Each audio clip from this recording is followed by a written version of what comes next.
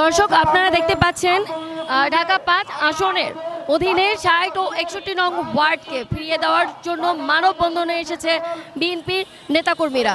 আসলে সবচেয়ে বড় কথা হলো ঢাকা ৫-এর মধ্যে ৬০ এবং ৬১ নং ওয়ার্ডটা ছিল। বিগত ৪টা নির্বাচন হয়েছে ঢাকা ৫-এর মধ্যে, যাত্রাবাড়ী থানার অধীনে হয়েছে। এখন হুট করে যদি ঢাকা ৪-এ চলে যায় তাহলে ঢাকা ৬০ এবং ৬১ নং ওয়ার্ডের জনগণ এবং আমরা যারা নেতাকর্মীরা আছি তারা একটা বিভ্রান্তিতে পড়ে গেছি। কারণ এই জন্য আমরা নির্বাচন কমিশনারকে বলতে চাই যে পুনরায় নির্বাচন করে এটা করে খারিজ করে এটা ঢাকা ৪-৫-এর মধ্যে এবং যাত্রাবাড়ী থানার মধ্যে এটা করতে পুনরায় বহাল রাখতে। ৬১ নং ওয়ার্ডটা এটা যাত্রাবাড়ী থানা থেকে মাত্র 10 মিনিটের ব্যবধান। তাহলে আমাদের এই যারা ৬০-এর মধ্যে আছি তারা কিন্তু 10 মিনিটের মধ্যে থানার মধ্যে পৌঁছতে পারি। তারা হুট করে কীভাবে কদমতলী থানায় চলে যাবো?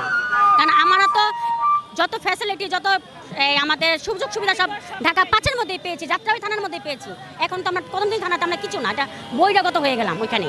৬০-৬১ নং ওয়ার্ড আমাদের ঢাকা ৫-এ ছিল অন্তর্ভুক্ত, এখন ঢাকা ৪-এ এটা কেন নেওয়া হয়েছে সেটা আমরা জানি না। কিন্তু আমাদের স্কুল কলেজ যত বাণিজ্য সব আমাদের ঢাকা ৫-এ। তার জন্য আমরা দুর্বল আন্দোলন গড়ে তুলব যদি আমাদের এই দাবি মেনে না নেওয়া হয়। আপনারা যে আজকে দাবিটা নিয়ে আসছেন এটা যদি মেনে না নেয় আপনাদের পরবর্তী পদক্ষেপ কি থাকবে? আমরা নির্বাচন কমিশনার গিরফ দেব। বৈষম্য বিরোধী আন্দোলনের মতো আমরা যাত্রাবাড়ী তথা শনিরাখড়ায় বৃহত্তর আন্দোলন গড়ে তুলে আমরা ঢাকা শহর অচল করে দেব ইনশাআল্লাহ। ভাইরা আমার, আমি আপনাদেরকে বলতে চাই, আপনারা কি সবাই এর সিদ্ধান্তের পক্ষে আছেন না নাই? হাত তুলে দেখান। সুতরাং কোনো ভাইরা ভোটাররা এই নির্বাচন কমিশনের সিদ্ধান্তের পক্ষে নাই।